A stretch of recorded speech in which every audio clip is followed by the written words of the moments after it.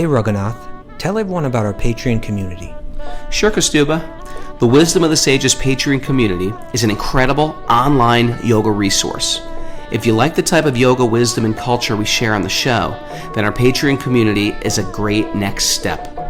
This is a listener-supported podcast, and any level of sponsorship will unlock a wide range of live and archived classes, talks, and even workshops.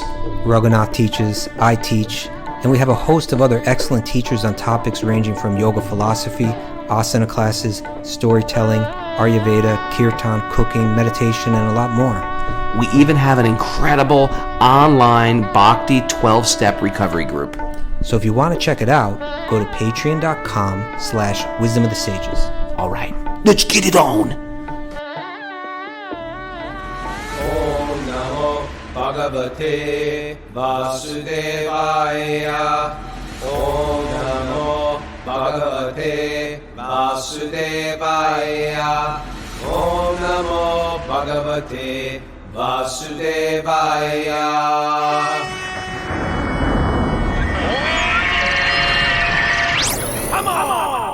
Live from scenic and beautiful Canaan, New York. This is Wisdom of the Sages, a daily yoga podcast with your host, Raghunath, and co-host and senior educator at the Bhakti Center, New York City, Kaustubha Das. Welcome to the show. Welcome to the Srimad Bhagavatam. Welcome to Friday. Whoa! And there's been a little civil war going on with Wisdom of the Sages. I don't know if you're up to this yet. Oh my God. Mara is going head to head with Kaustubha. She's protesting. She's got a list of names. Listen, me and all my posse want Wisdom of the Sages back at 5 a.m. And Kaustubha's got his hands folded. No, it's not going to happen. And so the 5 a.m. posse, they're calling these people the sleep-in snoozers, the 8 o'clock. And they're calling themselves the 5 a.m. dedicated Savites. And then, of course, the 8 a.m. people, they're calling those people, the 5 a.m.ers, the 5 a.m. fanatics, they're calling them. And they're saying, we're the balanced, we're the middle path, we're the 8 a.m. middle path. And I'm here to set it straight, everybody. We're slicing it right down the middle. We're going to take this game till Monday. And then Tuesday morning, we're back at 5 a.m. and we're shaking hands. We're all coming out friends. What do you say about that? Never. I will never Let give the in. battle continue. No, actually, I'm happy to go to 5, but I just have two questions for you. One is, you said your internet's not working so well at home, so you're going to go over, to out there in the fields at 8 a.m. and you got to have faith. At 5 a.m.? Oh, you got to have faith. And two, your travel schedule. You're always traveling like nonstop, so like we're going to keep going back and forth all the time. These things need to be considered. It's going to work out, Kaustubha. It's going to work out. You got to trust God. There is a God. He's trust real. God. I don't trust you. Thanks, everybody, for writing in those sweet, sweet messages yesterday. I got love bombed yesterday from so many sweet people. That's good for you, Rogue. You deserve it. It was good. I'm doing good, man. I'm doing good. Going through it. I'm doing good. I'm taking shelter. Taking shelter of the holy name, taking shelter of the devotees, taking shelter of the philosophy and the Srimad Bhagavatam, and I'm feeling grateful, and I trust that there's a divine controller, and my life is in his hands. Wonderful. And our Italy retreat is really filling up. We're doing a funky, cool trip to Tuscany. If you're interested, it's Monday, August 30th to Monday, September 6th. Just in time for back to school. You get your book bag together and you get back to school. If you're interested, go to our website, wisdomofthesages.com, or you can just email Vivi. She's handling the registration. WOTS, that's Watts for Wisdom of the Sages. WOTS Italy at gmail.com, and she'll send you any info you want. Yeah, and it looks like Cindy Lunsford's going. All right. Yeah, Cindy Lunsford's going. She said she's going. She made me a commitment yesterday. You know who's coming? Fabio's coming. Oh, awesome. Fabio from Italy. Not such a big deal. An Italian's coming into Italy. He's just like cruising over on the train for 2 hours. But Wenkeji is coming? Oh, Wenkeji is coming. And also, Herr Mustache. Herr Mustache is coming? Yeah, that's what they say. Sehr good. I love Herr Mustache. I think Andrea from Pittsburgh's coming. We got a posse. Nice. We got a posse. And we're trying to get Mara to come. No, we got. Mara's going to have the big. We're going to try to get Mara and Jimmy James to come. Jimmy James making pizza, Mara's making the meatballs, and we're going to have a vegan party.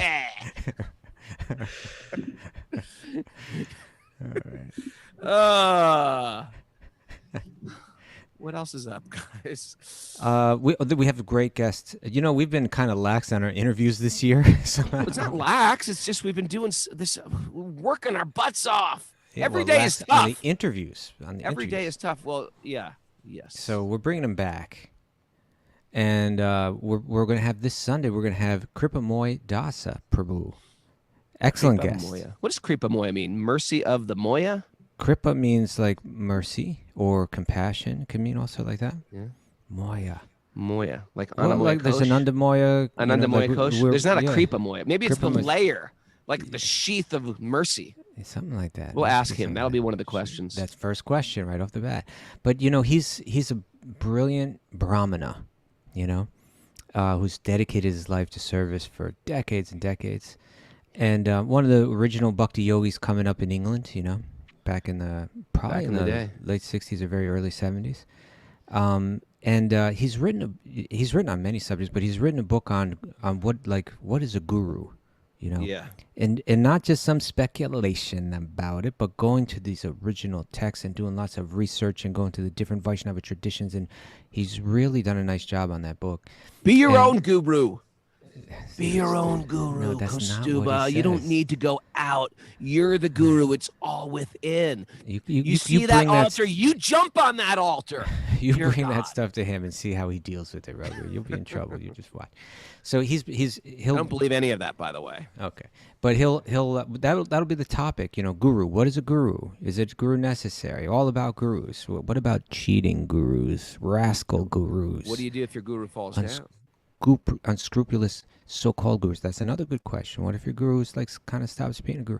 He's going to deal with all these questions. I think it'll be a really important topic. I think he's a really qualified person to deal with these questions. If you That's got on guru Sunday. questions, write them in, right? If you have some questions, write them on in. You know, wisdomofthesages108@gmail.com.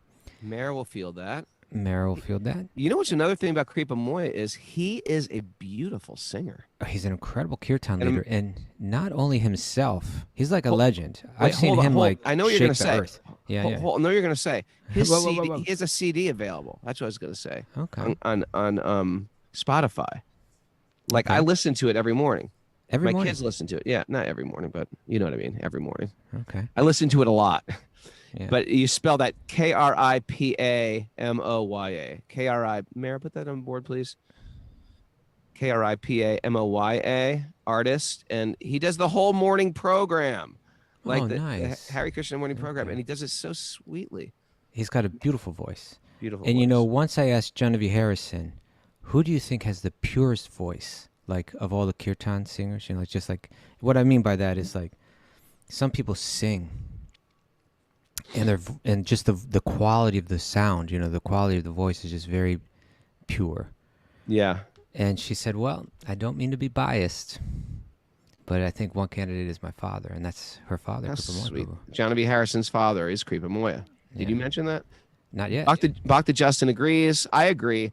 He's got a pure voice, and you know what? It's beautiful. It's not like showy and he's just solid. He's just solid. There's something about kirtan that's just like solid like that. Maybe I'll bring it up, but I remember one kirtan he led in Mayapur that just, it was like the earth was shaking. It was like at like over 1,000 devotees, and he was leading that kirtan, and it was just like, oh man, I'll bring it up.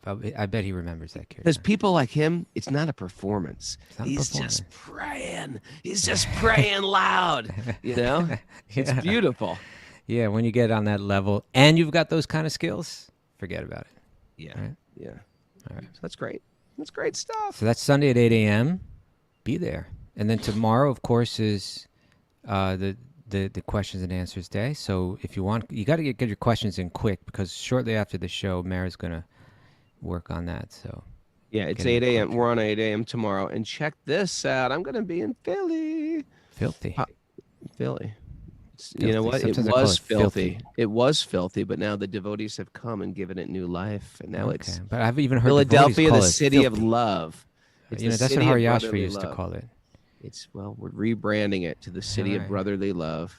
I don't mean that in a derogatory way when I call it filthy. Okay. It's kind of in an affectionate way.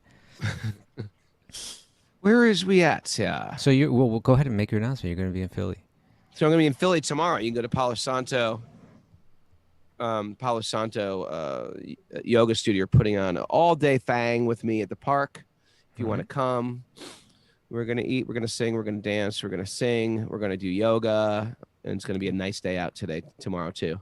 Will there be some prasad? You know, I forgot to check. Yeah, I think nothing's complete without a little. I think there is. Okay. Let's see. Vedic path. It doesn't say. Maybe. I hope so. Vegan lunch included, according to Renee G. Oh, really? Okay, great. Thank you. All right, so let's dive into the Srimad Bhagavatam, this sweet honeypot. Hit it. Om Namo Bhagavate. No. Narayanam Namaskritya Naram Shaiva Narottamam Devim Saraswatim Vyasam Dato Jayam Mudiraye. Before reciting the Srimad Bhagavatam, which is our very means of conquest, one should offer respectful obeisances to the Supreme Lord, Narayan, unto Narayan Rishi, the supermost human being, unto Mother Saraswati, the goddess of learning, and to Srila Vyasadeva, the author. Nasta Prayeshva Badreshu Nityam Bhagavat Sevaya Bhagavati Uttama Shloke Bhaktir Bhavati Naishtaki. By regular attendance in classes on the Bhagavatam and by rendering service to the pure devotee, all that is troublesome to the heart will become eradicated, and loving service to the Supreme Lord, who is praised with transcendental songs, will be established as an irrevocable fact. Om Jnana Timarandasya Jnananjana Shalakaya Chakshurun Militam Yena Tasmai Shri Gurave Namaha. I was born blind in the darkness of ignorance. When my teachers are opening my eyes with the torchlight of knowledge, I offer my obeisances at their feet. You just went back to Torchlight like 100%. I'm in now. You left Torchlight, now you're back. The 5 a.m. fanatics. You like that? I just came up with that spontaneously. The 8 a.m. middle pathers. The Californians, the others. We got so many names for people. All right. Bhagavatam. All right. Bhagavatam, Canto 3, Chapter 12, Text Numero. We're at about 39 now, but let's just give a quick recap. This chapter is entitled Creation of the Four Kumars and Others. You know, that Brahma, he went, when he was on that lotus, he was born on that lotus, it was dark, he couldn't understand what was going on.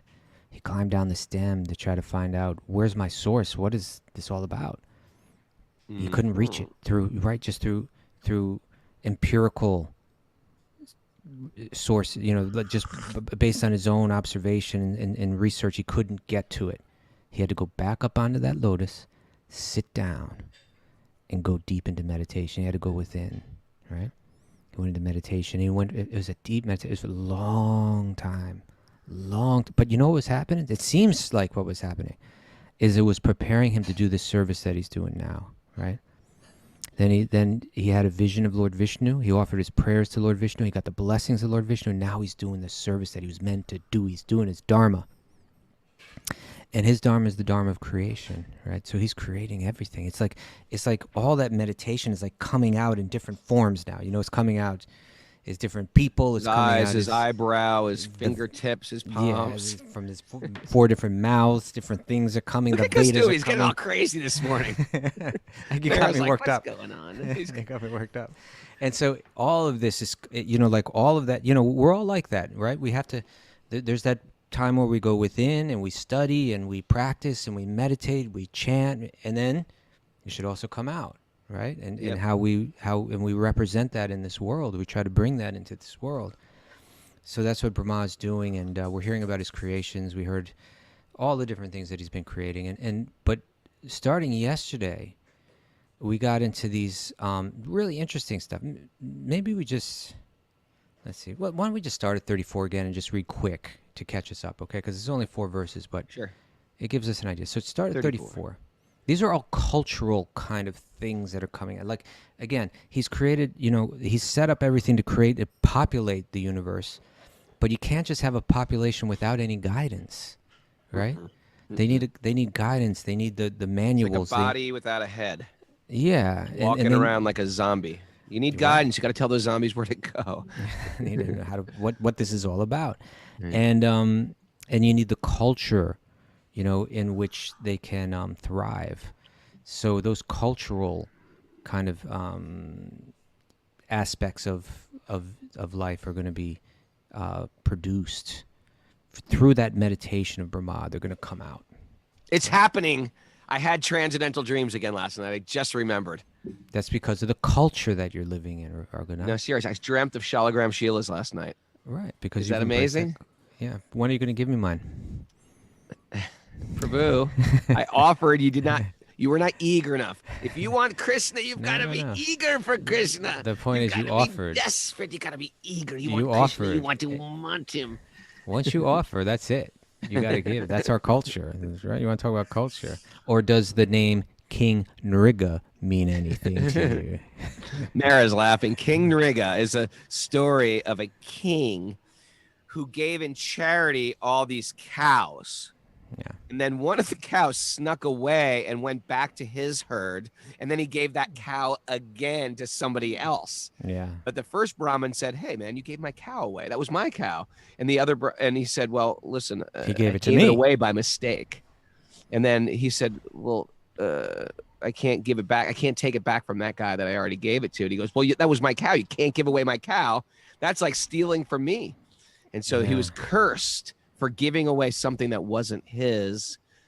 And Kaustubha is and he became cursed to become a lizard. A lizard. So Kaustubha is saying, like, if I don't give him this Shalagram Shila, this sacred stone. After you already offered it. I offered it to him. All right, so we can have a little court of law here, and you can get the pundits in to decide.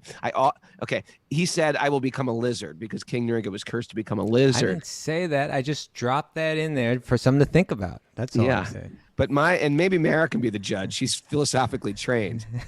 You don't get Krishna unless you're eager for Krishna. And I said, Kaustubha, I am getting you a Shalagram Shila from the Gandaki River. I'm going to hand select it for you, and I'm going to offer it to you at your lotus feet. Who are you to judge my eagerness? How do you know how eager I am? And then he said, "Oh, I might be interested. I gotta check. I gotta check. I'm really busy right now." But once you offered it, you offered it. That's it. Oh, King lizard body coming. Yeah. All right. So you had a dream of Shalagram Shilas. Good for you. Yeah, it was really. What cool. would they do? Were they talking to you? What was it was just like surrounded by them. It was an incredible dream. Wow. Nice. Yeah. Okay. So let's go. This is text 34. Once upon a time, when Brahma was thinking of how to create the worlds in the past millennium, the four Vedas, which will contain varieties of knowledge, became manifested from his four mouths. So he's got four heads, four Vedas are coming out. So he's speaking the Vedas, right? That's what it means. It's not like books are coming from his mouth. Well, no, it was an oral tradition at this point. The sound is coming out, right? It's quite fascinating that these oral traditions, not only that, Kaustubha, I don't know where I heard this. It was like NPR or something like that. But there's oral traditions all around the world. Of course. Like spoken, but not just like in a story. Like the oral traditions of India, when they speak, it's not just like I'm telling a story, you pass on the story. It's actually perfect, like almost like memorization of shlokas. It's not just like how I tell stories and I embellish them and change the endings around. They're actually precise. Specific, very precise. Okay. Vidura said, "Oh, great sage."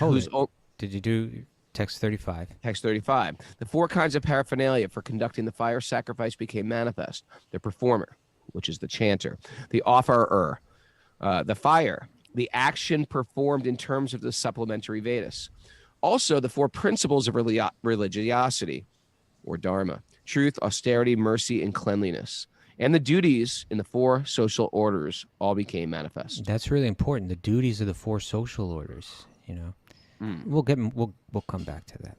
Yes. And then the interesting thing about this, it's saying that these social orders were not created by man. They're actually eternal orders. And you can find these orders, it's what has perversely become the caste system. Mm-hmm. And there's a beautiful origin of it, and then there's how things got perverse over time. And Kaustubha Prabhu will explain that. Okay. Vidura said, "O great sage, whose only wealth is penance, kindly explain to me how and with whose help Brahma established Vedic knowledge, which emanated from his mouth." Maitreya said, beginning from the front face of Brahma, gradually the four Vedas. The front face, right? Because I guess there's one that's aligned with the chest. Yeah. There's one with the I never thought of that. I thought he had four faces next to each other. But okay. Beginning with his front face, the Rig, Yajur, and Sama and Atharva Vedas became manifest. Okay. It's a very common last name in India. Chaturvedi. There's Chaturvedi, Trivedi. Trivedi. Also the name, the Indian name. Yeah. Oh man, what's the name? It's gonna blow your mind. Forget it. I'm waiting. What's the Chob? Chob. You've heard this name? Chob. Like Madan Mohan, deity, was taken care of by, they called him the Chob. And then Sanatana Goswami got that deity and brought it back. So Chob also comes from Chaturvedi.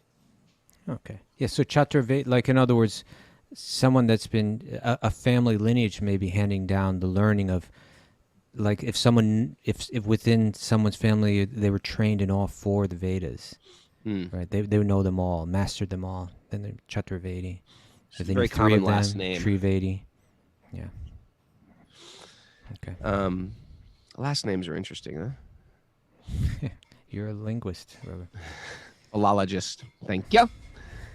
Okay, so the four Vedas, Rik, Yajur, Sama, and Atharva, became manifest. Okay. Then, thereafter, Vedic hymns, which had not been pronounced before, priestly rituals, the subject matters of recitation, the transcendental activities were all established one after another.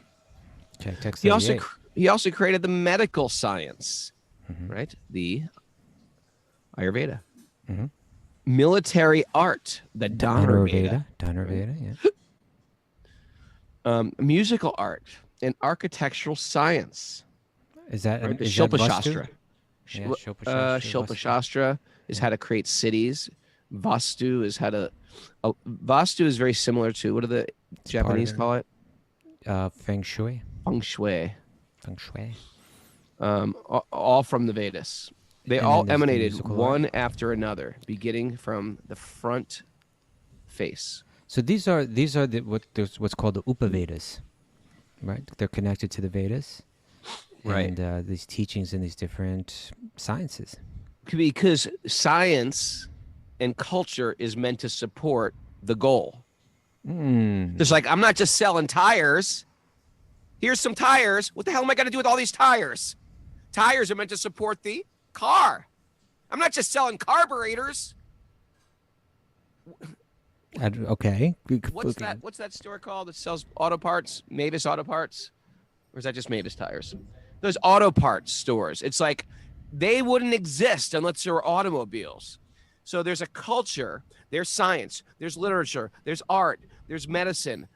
And you can get lost in each one. You can get lost in the world of tires. I want a knobby tire. I want a snow tire. I want a racing tire. I want a thin tire for my lowrider. You can get lost in the world of tires, Kaustubha. It's a whole thing. You don't know. You don't have a car. I study these things. Okay. Just kidding. I don't know much about tires. But I know that you don't rotate them. I got to rotate them more. That's what I got to do. I got to blow. He's referring to my blowout in Mississippi. No, that's not what I was referring to, but now it all makes sense. Because every time you use this analogy all the time, like if your car is veering off in one direction, you got to straighten out. But I'm saying you got to rotate the tires when that happens. That's got to rotate the tires. To rotate your tires. That's an alignment, right. Prabhu. It's an alignment. Yeah, well, it could be either. Mara, what are we gonna do with this guy? Sitting reading the Bhagavatam all day. Need some practical car wisdom. Anyway, my point is they're all meant to support the vehicle.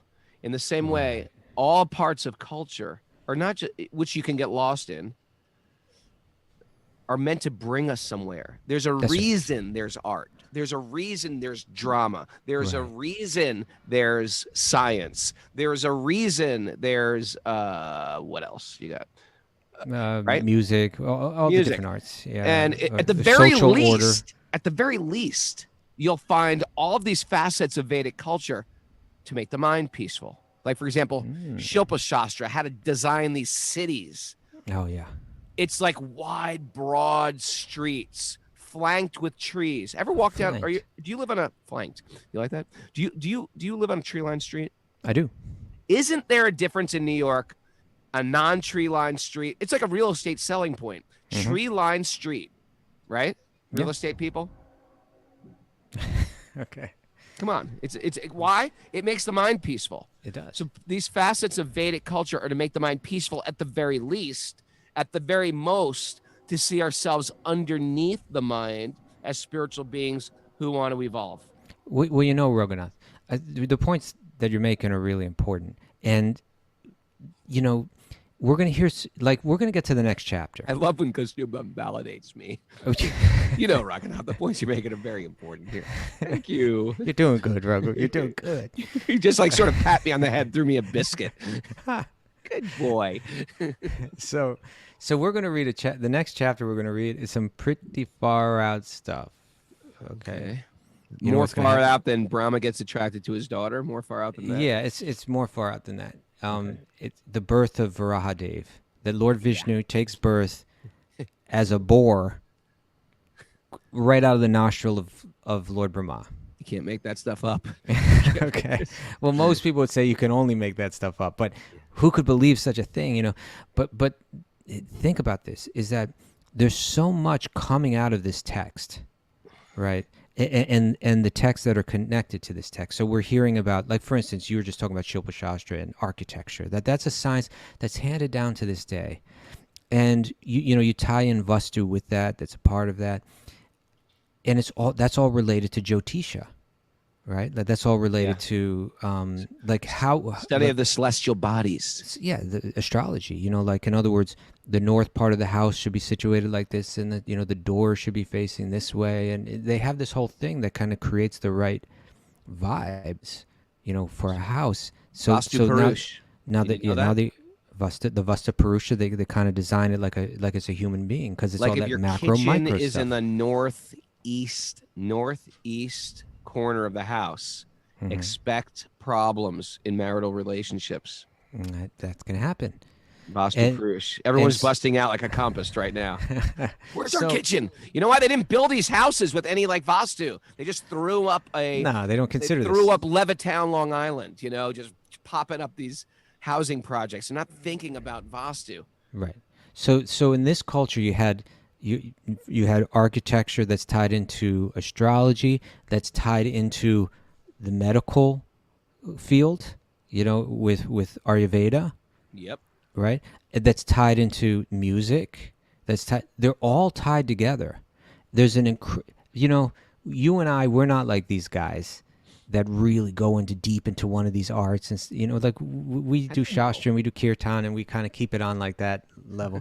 But there are people that really get into these different sciences, and they're fascinating, and they all tie together, and there's a brilliance behind it. But when you see the depth of what's coming out of this tradition, what it does is builds faith, so that when you get to the creation story, you're like, okay, because it gives you kind of level-headedness, where you say, you know what, whatever the creation story is, it's wild, including your so-called scientific presentations of creation, that it all just blew up out of nothing and just all fell into place. That's a really wild. It doesn't get more wild than everything came from nothing. Yeah, everything came from nothing and just landed in these peacocks, incredible, zebras, music, designs. Romance, human brain, parakeets, human eye, human body, the eyeball, the liver, solar system, like violins, it all just, redwood trees. Yeah, the whole thing. Turtles, twins, everything, twins. Twins, come on, twins came from nothing. Yeah. So in any case, hearing about all this culture, seeing all the practical stuff that comes out of this source of knowledge, the Vedas, the broader Vedic literature, the Upavedas, and the Puranas, the Itihasas, then as well as like our practical experience with like the spiritual wisdom aspect of it, you see like, whoa, like this whole entire incredible presentation is being made here. It's worthy of my examination. Let me see if it's worthy of my faith. Because my faith is going to go one way or another. It's ultimately it's a question of faith, because none of us were there to see the creation, and there's not like some perfect, trail of breadcrumbs that's leading us right to the truth, empirically. Yeah. Okay. Yeah. But I like your point that like there's all these fascinating aspects of culture, but what is the culture for? What is culture, and why is Brahma producing it all right now? Culture is how you develop an environment that creates impressions in the mind. Certain impressions in the mind, right, that allow one to learn or relate or communicate better. And this is why we have all these hardcore people listening to the show, like you and me, not Mara. It's okay. We respect you more for not listening to hardcore. A little bit of Rage Against the Machine, though. So Do you really? Yeah, no, Her brother listened. Mara's brother listened to you today. How crazy is that? For real? For real. Wow. He follows me on Instagram. I follow him back. The guy out in LA, the one out in LA. Yeah. Well, there's two brothers that I went to California with. One of them lives in Louisiana. The other lives in Colorado. It's the Colorado brother. Colorado brother. He listens to you today. Anyway, my point is this. We grew up hating culture. We are like, why do we have to do this? What's that rule book you followed, Miss Mara? The rule book of politeness. Etiquette? We talked about this. Yeah, the Miss someone's etiquette book. Emily Post. Emily Post. That's what I meant. Miss Emily Post. Yeah, Miss what? Swiss Miss? Where you go? Anyway, the Emily Post Book of Etiquette. If you're from Europe, we follow Emily Post here, and it's like no elbows on the table. Don't put your hands in your mouth. Use the forks. The first fork you use goes on the end, and the last knife you go in with your silverware, and then the placemat goes on your thing. And there's just rules of etiquette. And we got to this point, I think, in our generation, our hardcore punk rock generation, we're like, why? Why can't my elbows go on the table? Why can't I touch something with my hand? Why can't I touch a food with my hand? Why? And and it's reasonable to say why. And they never had a good answer. And so, what we did? Yeah. We didn't follow any of their rules. We just became hardcore guys. Dress the way we want. We act the way we want. Screw Emily Post. Yeah. And you know what? Yeah. There's a reason. There's a reason why there's culture. And it's to bring us higher. And now we're embracing. Now look at Kaustubha. He's like the most cultured. Mara? Come on. I'm not even close to the most. But this is important. It's like, it's true that culture is there it's designed to how it shapes your mind, right? Like what it draws out of you, culture means like to cultivate, right? Ooh. Right? You a philologer. Yeah, just like in science, there's like scientifically you have a culture, and it means you create the environment in which something will grow, right? Like a yogurt culture, you got to have it at the right temperature and under the right circumstances. So, right? So like that. Human culture means we want to create the right circumstances where something nice will grow. Well, what is it that we want to grow?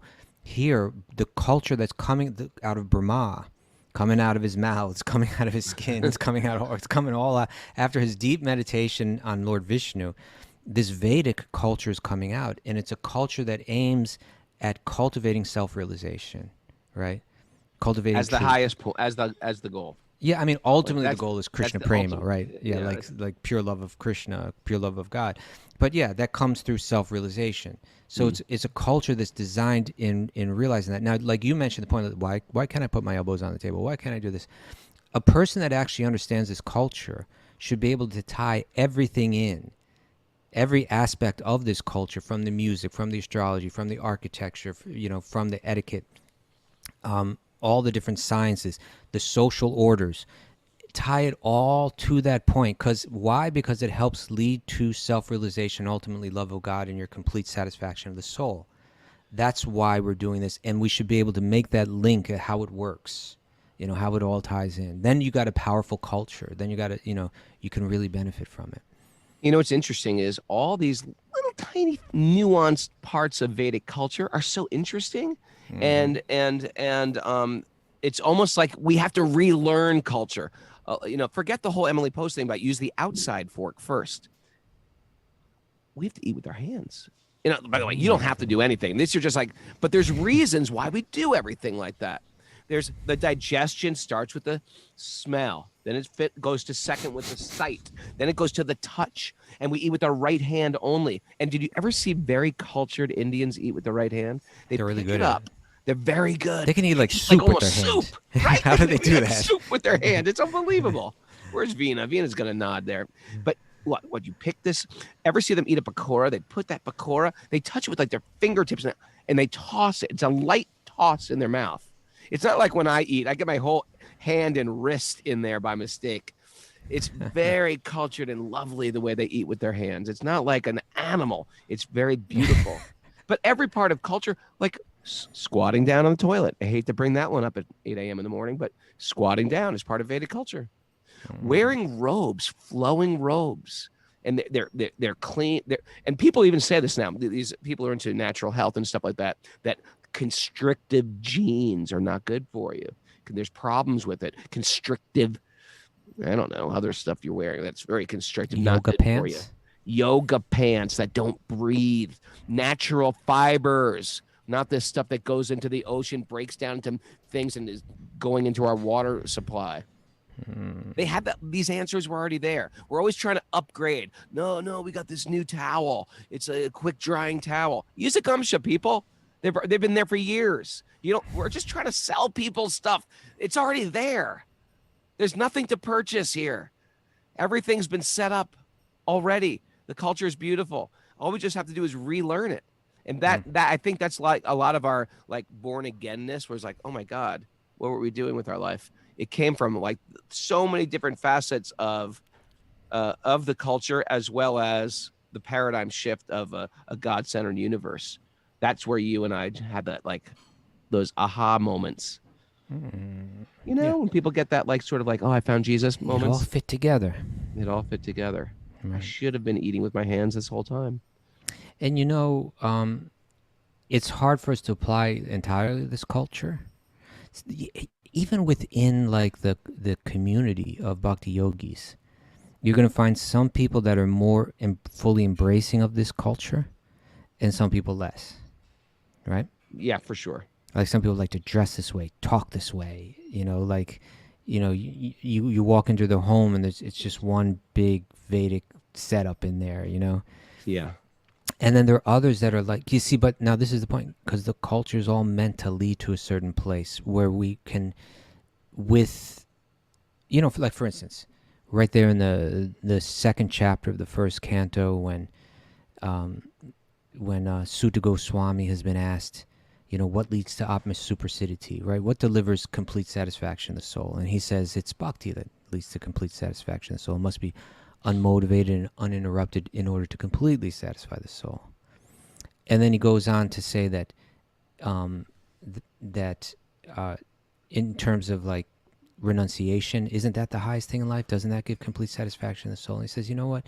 Knowledge and detachment, renunciation, that comes automatically when you practice bhakti. It's not even like you have to try for it separately. Bhakti is so holistic and integral that it delivers that to the soul. And then the question comes, well, you know what? Well, I've read all the Vedas, all this Vedic literature, and it seems to talk about the kind of stuff that's coming out here, right? All the kind of stuff that's coming right out of Brahma's mouths and everything right now, like performing all your social duties, right? In the Varnashrama system, what's now called the caste system, as you were mentioning, is kind of a warped presentation, because that's what we do. We just take a good thing and we ruin it with our bad intention. I was thinking, like, for instance, you were into hardcore, right? Like you're into like a hardcore punk rock, right? Raghunath. Yep. And but you said, okay, but your intention was, let me use this to like uplift people, right? Let me use it in a positive way. And there were other people that were using that same music coming right out of that same scene, For destruction and doom. Like literally for like fascism and stuff like that, violence. Right? Violence, but even like like there were Nazis that were using, this music. Nazis, and there was that, anarchists. We had full political spectrum. Yeah. So again, you just took a music and you used it one way, and someone else used it a completely opposite way.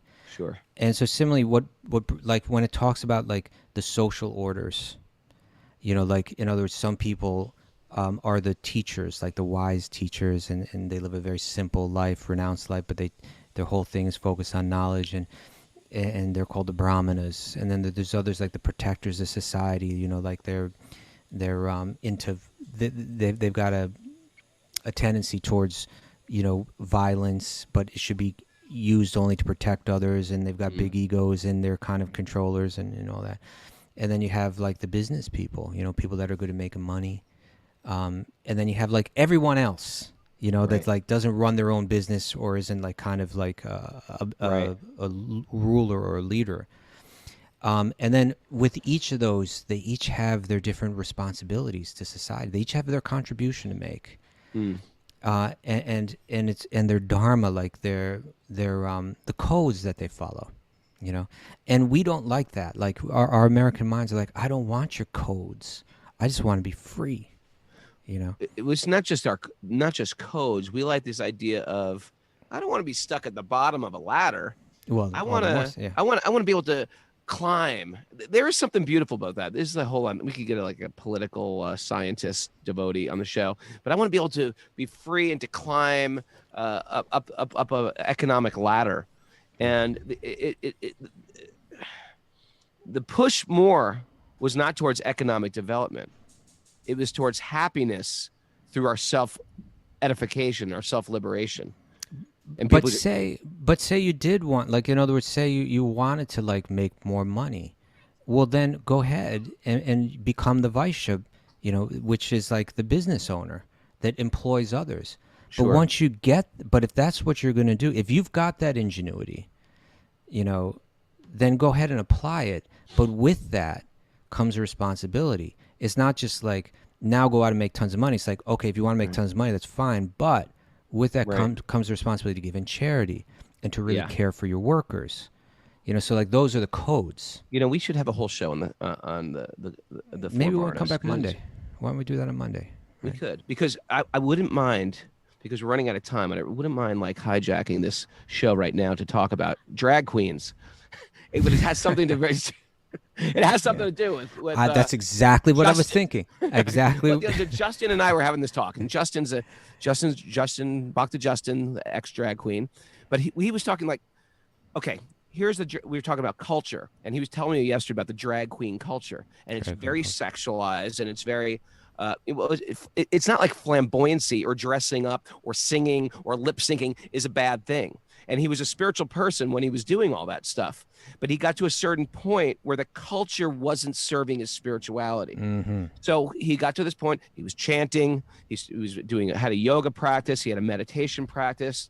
And there gets to a point where, you know what? I'm outgrowing this culture. Mm-hmm. And he's like, I have to stop drinking. Now, it's a problem, and a lot of you guys probably know this, when you want to stop drinking and everybody around you is drinking.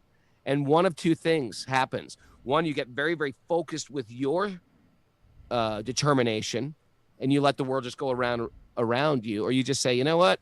I think I'm growing out of this. I think I'm growing out. And so I need a new culture. I need a new culture. And so, he's been in sort of just like, he's been practicing brahmacharya. He's in the food industry also, He's in the food industry too. And so, and we were talking today, and then this morning on Instagram, I follow Indrajumna Swami, and he just showed this. We were watching this video of they do this whole traveling festival, which has drama and dance and music and Viva Cultura.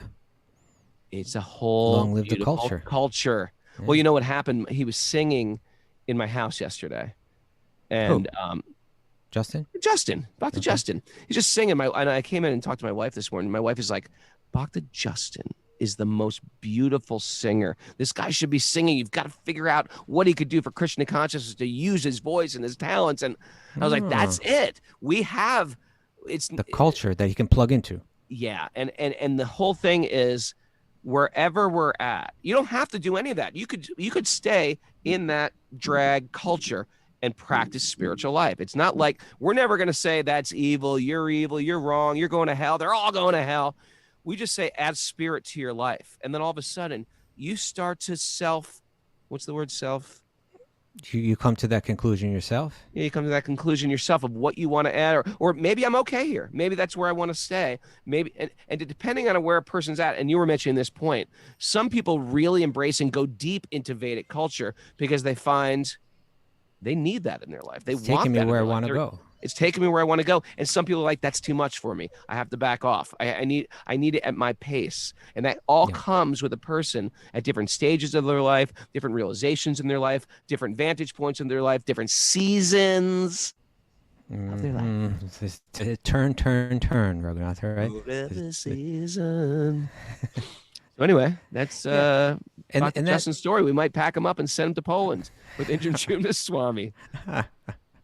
Well, so that's kind of what I was getting at is that, like, if we go back to the Sutta Goswami and it's asked, what leads to the ultimate satisfaction of the soul, he's going to say it's bhakti, it's love for God, and that's expressed through practices like, kirtan and shravanam, kirtanam, hearing and chanting, hearing about Krishna's pastimes, chanting Krishna's glory, singing, and so on. These very direct practices of bhakti, but all the culture is meant to get us to the point where we have an eagerness or taste for that. The culture is meant to support those bhakti practices so that we can go deep into them. So therefore, if one asks Sutta Goswami, well, what about like all the Vedic rules and regulations and that Vedic culture and all the duties that come out of it, like varnashram dharma, like carrying out your duties as a teacher or a priest or a warrior or a business person or whatever.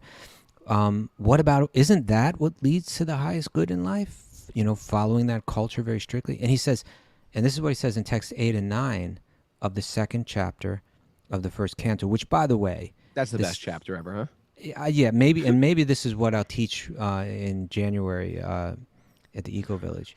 Our January Eco Village. Come on, people. We're doing it. Our wisdom training, our 300-hour Super Soul Bhakti cultural immersion. A lot of you guys have been there already. Jeroen's going from Luxembourg. He's not from Luxembourg, but he's near Benelux region. Benelux area. Wouldn't that be? We just merged all their places into one place. Do you think let them be individuals? You think he's hurt? They do that to us. They say, New England, you're from New England. I'm not from New England. You see, people don't like England. This is what you're doing. You've proven the point. People don't like to be put in a box and categorized. Yeah. But at the same time, it could be helpful. So maybe, but my point again, if you put that question to Sutta Goswami, well, what about all of the Vedic culture and those Vedic duties and that varnashram dharma and all that doesn't that lead to the highest good in life? He says, no. And he says, as a matter of fact, this is text 8, the occupational activities a person performs according to their own position in that varnashram dharma, right? Activity, I'm a warrior, I'm a business. There are only so much useless labor if they do not provoke what? In other words, they're meant to lead to something. What Vasudeva Kata Ruchi. Yeah, that's right.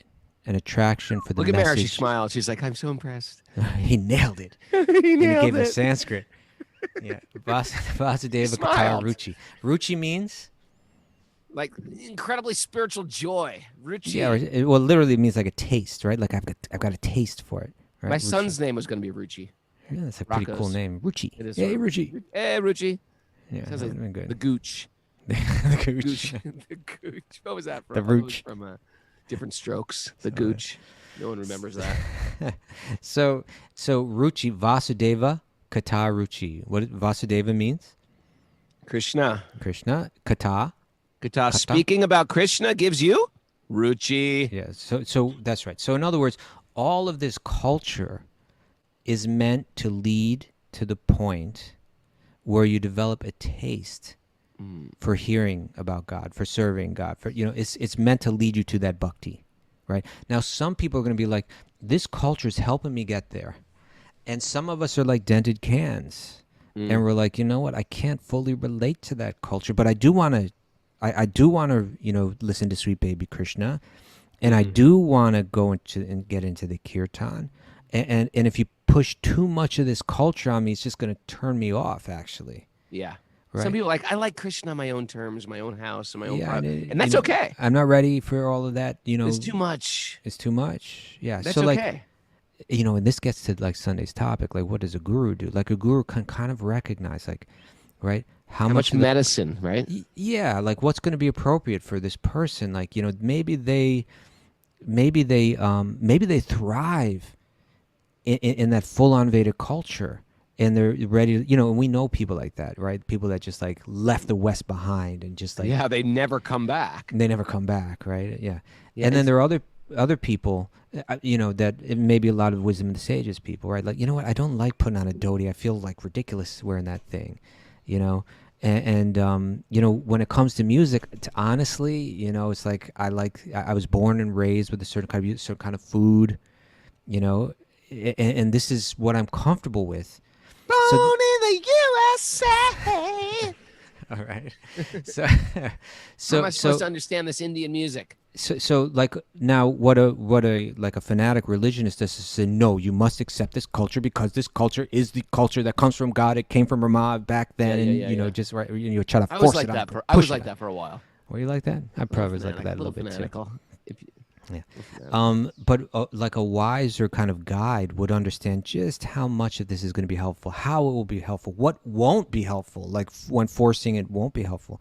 How much of the herb you have to give and how much. Right? Too much, you kill them. Yeah. Too little, you don't get healed. That's right. Like with Mara, I'm always pushing her a little more. Just a little bit She's just too like, much. She's like, oh, too much, too little, too much, too little. Living in that point of tension, right? Just pushing it a little bit more. Yeah, she's trying to live the Vita Loca, and I'm trying to push her more. Come on, Mara, let's do this. Mara's like, sorry, who's living La Vida Loca here?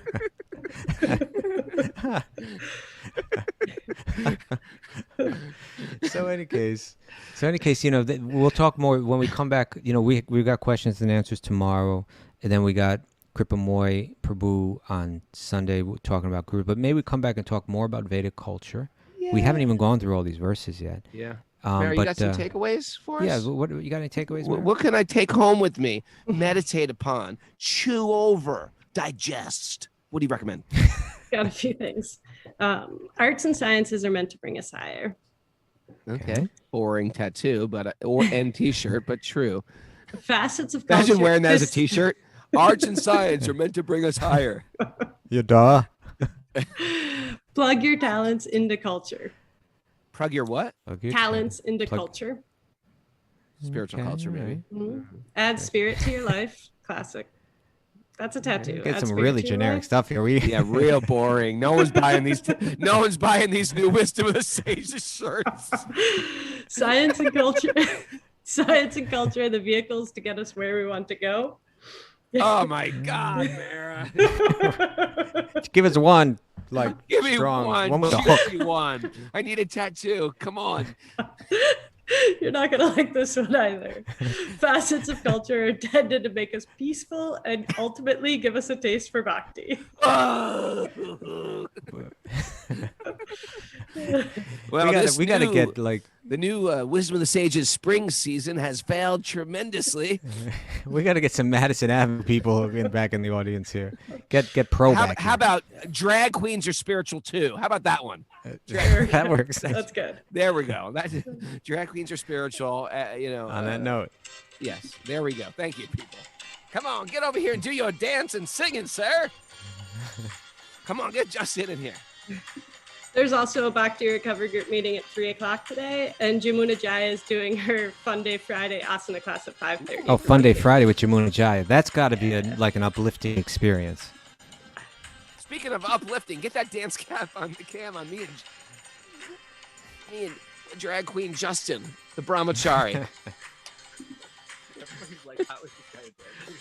How is he a drag queen? No, I thought they were saying how is he a brahmachari.